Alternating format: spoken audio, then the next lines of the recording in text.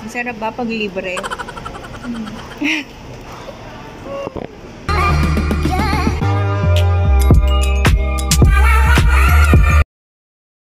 Hi guys, good morning, and today is March 13, 2020, and it's TGIF, so it's Friday.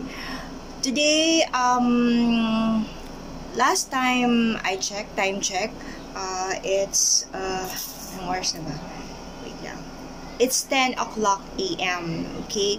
So, I'll be going out today with my sister kasi mag-grocery ako, guys. Yun, mag-grocery, okay? Nakakainis at medyo nakaka-stress yung mga naririnig ko na nagpa-panic buying, okay?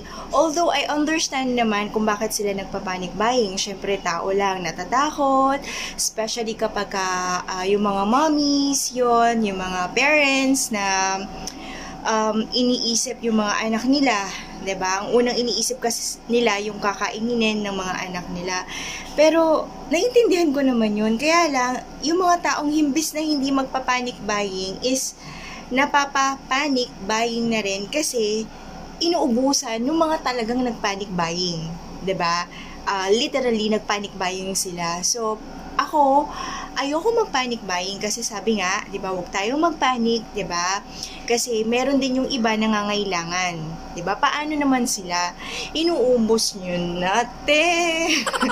Okay, so paano naman kami, imbis na hindi kami magpa-panic buying, is napapapanik kami because of nauubusan nyo na. So, ang mindset na namin is, hala, inubos na ng mga nag-panic buying, tara na.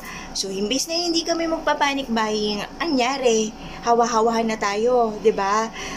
Yung sakit, hinawahawa na nga natin, pinasapasan na natin. Pa, 'di ba naman yung mga ganyan, emotional na, 'di ba?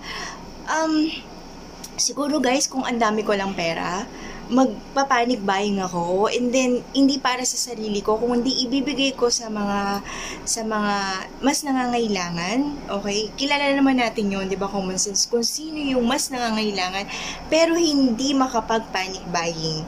Panic lang pero hindi makapag-buy, 'di ba, kasi walang pang-buy. So siguro kung kaya ko lang bumili ng sangkatutak, as in talagang mga dalawang punuin ko yung sasakyan ko, mga dalawang sasakyan, tapos punuin ko yun ng mga goods, especially milk, mineral water, diaper, fruits, veggies, vitamins, alcohol, yan pang alcohol na yan, te. Soup, 'di ba? Yung mga kailangan talaga natin, and then ibibigay ko yun, magtitira ko ng sapat lang para sa amin. Mami rin naman ako, so nag-worry din ako para sa mga anak ko, especially naman narinig ko na nagkakaubusan na ng milk. Bakit? 'Di ba? Kayo lang ba ang may anak? May anak din yung iba. 'Di ba? So, paano naman? Pwede naman kahit 3 bumili kayo, tapos tira nyo naman kami, 'di ba? Tapos bili ulit. Hindi naman as in magsasarado ang grocery. Pwede naman kayong bumalik. 3 is enough. Ubos ba agad 'yun ng anak nyo, yung milk, 'di ba? So, ay, naku, nakaka-stress talaga. Pero, sabi nga, kung mas-stress ka at kung malulungkot-lungkot tayo is kahit kailan hindi naman naging sagot yan yung ma-stress ka at maglukmuk ka at malungkot ka. So, wala rin mangyayari. In my case, long distance relationship ako with my husband. He's in Canada. So, nag-update kami kung ano na ba yung ano doon. Sabi niya, last update namin this morning is meron na daw doon sa lugar nila is 3. And then sabi ko, sino yung mga yun? Pinoy daw from the Philippines. Diba? Sumakay ng Philippine Airlines. Ayun, pagdating sa Canada, nagkaroon na rin yung iba doon, 'di ba? Nakahawa na. So ngayon, hinahanap ako sino yung mga nakasabay no sa Philippine Airlines galing Pilipinas. Meron pa yung may sakit na nga is nagpumilit pang pumunta ng Japan, 'di ba? Umalis pa. Anyari, bakit ang titigas ng ulo nyo, day? 'Di ba? Yan ang magpapahamak sa atin, yung katigasan ng ulo natin. Alam niyo yun, yung isip naman, 'di ba? Mag-isip naman tayo, 'di ba? Syempre tao lang din tayo. Sa mga panahon na ngayon, hindi natin talaga maiiwasan 'yan. Iintindihan ko rin naman 'yan kasi pinagdadaanan ko rin na parang ang dami ko rin pag-aalala, 'di ba? Pero konting control naman sa sarili din na ang layo na nga natin ngayon sa isa't isa, di ba? Kasi kailangan ng distansya, huwag mo na makipag-usap, huwag mo na pati yung mga traditional na nakaugalian natin is nawawala na. Pagmano sa matatanda, pagsisimba, tinatanggal na, di ba? So, this virus is really from hell. My gosh. Di ba? So, ay, nako, siguro kahit na anong sabihin pa natin, kasi mismo nga yung presidente, ang dami na sinasabi, pero useless pa rin sa iba. Kasi, syempre, inuuna nila yung nararamdaman nila, di ba? Yung mga dapat nilang gawin. I understand naman that, guys. So, yun lang. Share ko lang din. Syempre, kanya-kanya rin tayo ng opinion. Naaawa rin naman ako dun sa iba na nauubusan, di ba? Na kailangan din, pero wala silang magawa. So, ang masasabi ko na lang is, magdasal tayo na please, God, heal the world, diba? God bless us, guys. So, ngayon, lalabas ako and titingin ako kung meron pang natira sa grocery. Diyos ko, Lord, sana naman meron pa, diba? So, hindi naman tayo pababayaan ni Lord. Yun lang, kapag mataas ang faith mo, kaya mo mag-relax, 'di ba? Kasi meron kang pinaniniwalaan, 'di ba? Na nasa itaas. So hindi lang yung sarili mo. Ang hirap kasi pag yung sarili mo lang paniniwalaan mo din minsan. So kailangan mo talaga ng tulong ng belief na sinasabi nilang naniniwala ka, meron kang pinaniniwalaan. Diyan nakakatulong yung faith mo kay God at do not detest. So lalabas ako with my sister kasi kailangan ko rin ng company.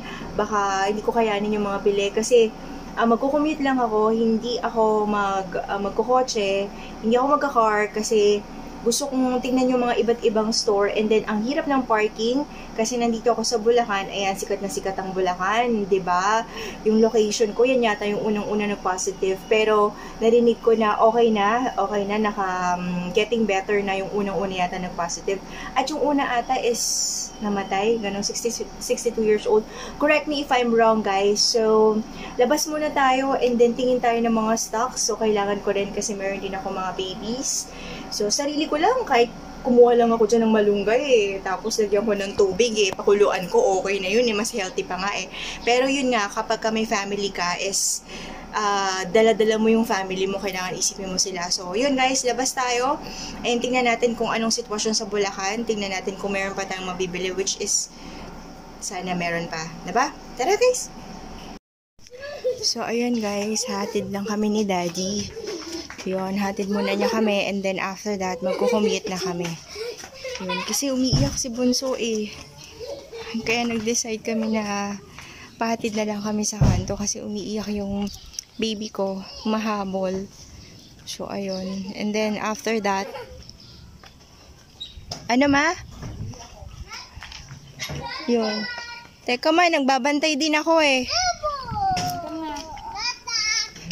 Go up. Yun. Ay, we will go home na lang.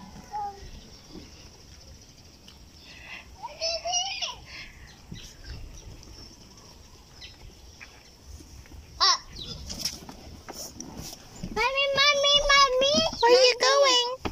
Where are you going? At the mall. Here? Where are you going?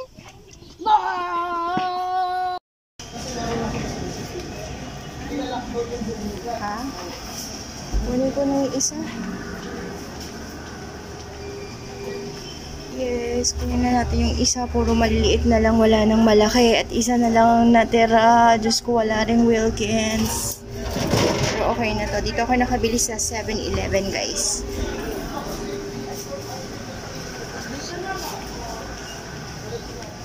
Ano tayo yung isang malaking absolute kasi sa Isang 6, tsaka 4 na 4.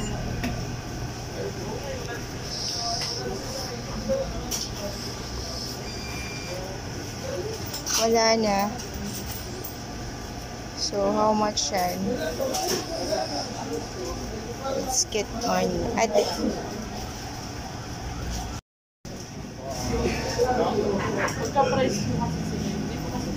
Okay. Okay lang. 112 po. Gang yung count niya. 412 daw. Baka gusto nyo po mga 50% Ha? Mga 50% off. Ito naman yung item dito. Yun. Kailangan ko milk eh. Susunod na kailangan ko milk eh. Puros pambata kailangan ko eh. Milk, tapos, yun natin po na. Sige, yun na muna. Tingin ako ng diaper. Hindi na ako magmamas. Ay, mag-ano ka. Sanitizer. Kasi kailangan ko nung... Wala rin silang diaper dito. Kunin mo natin. Shoot mo. Kulit-kulit mo dyan.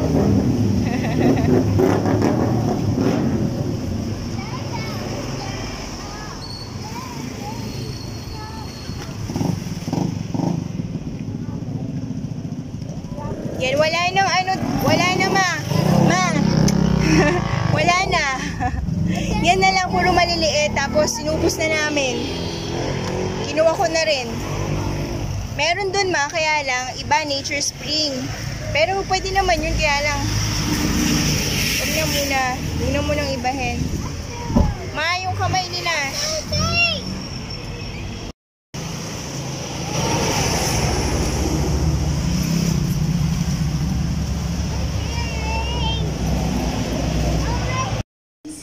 Grabe naman ang bilang. So guys, guys, anong gatas mo? So guys, ang gatas ni baby brother is this one, 1.3. Yan. So this one is different. 1.8. Kang is 1.8 kang. Ayan, ang gatas ni baby brother. Ito na lang kasi parehas din. Kulang pala tayo ng basket. Mga delata. Oo. Yun. Pero, grabe pila. Pero meron pa namang gatas. Meron din namang diaper. Meron pa namang tubig. Sabi, wala na. Delata, dun sa kabilagang daan. Tsaka Bear Brand. Bear Brand.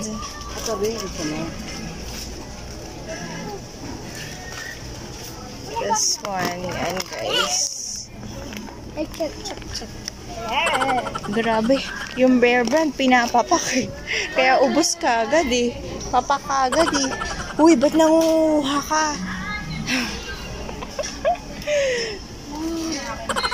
Uy, baka may-ari niya, tinanggal mo. Iniwan na niya siya. Nasaan na? Eh, kasalanan mo. Bakit mo iniwan-iwan? Kasalanan niya. Bakit niya iniwan-iwan dun? Oh, mga delata. Kala mo, dami kong pera eh. Alam mo, mas gusto ko fruits. Gang, fruits. Kesa sa ano. Kesa sa delata. Oh, eh, dito ang dami ah.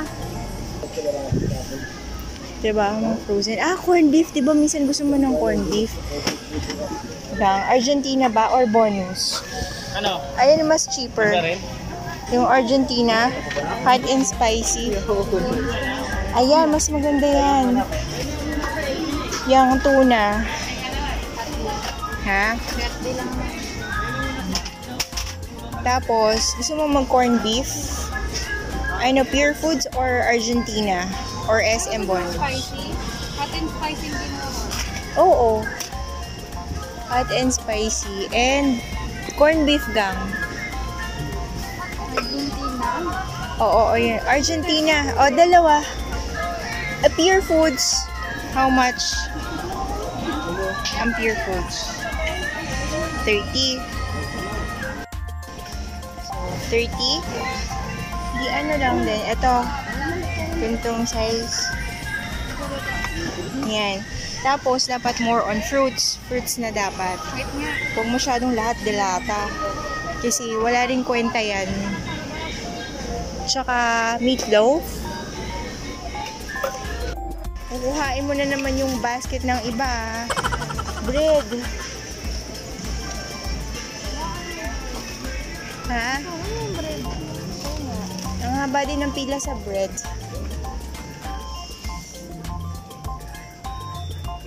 Wala nang super low. Hindi, oh my gosh. Marley or super low.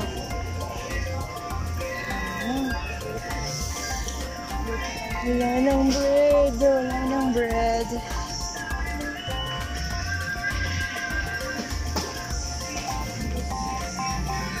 Gang. Hindi ko alam kung wala nang, ang tawag doon? Wala nang bread. Yung bread na wala na. Huwag na yan, puro frozen. Fruits na lang. Bibili pa tayo ng mga fruits, tsaka vegetables.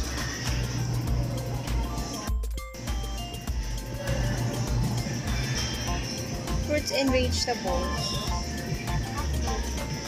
Mamimili naman si Mami sa Monday. Mamamalengke. Bibili muna tayo ng ngayon. Fruits. Meron pa din butter.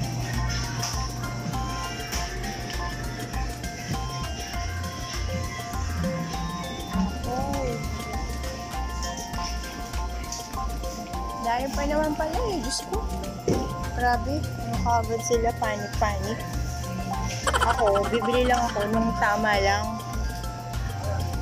Panic kayo dyan. Okay, fine. And this one, oranges. Asa si Kuya, hindi ko to kaya, te. Tamo, wala nang, may saging pa ba? Parang nabulok na ata yung kimchi ko dun eh.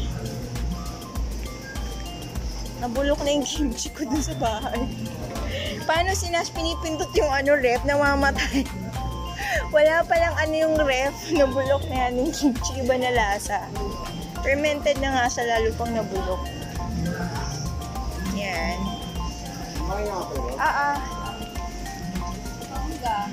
Pero kami ng cake. Magpapanik buying ka rin sa cake. Christmas lang. Hanabishi lang. 999. Wall na. Hanabishi. Yeah. 100 plus. Stay. Hanabishi yun. Doon nga 1.3. Yung kanina, sa baba. Isa sa palaging aircon.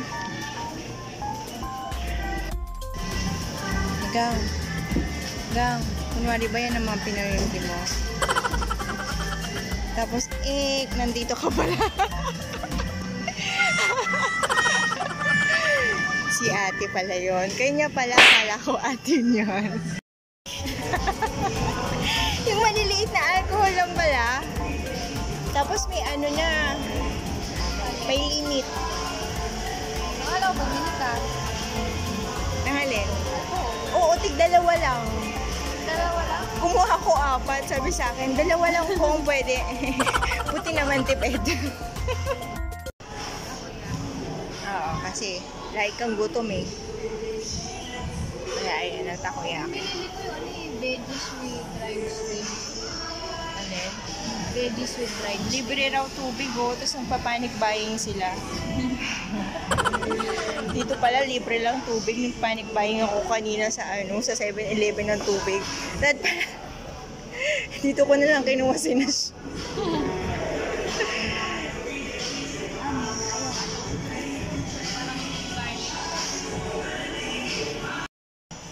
Dito na lang daw.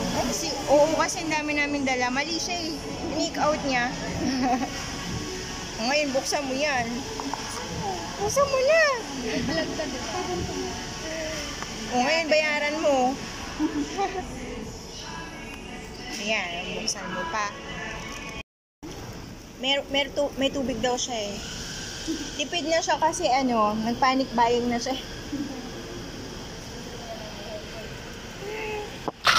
Ang sarap ba pag libre?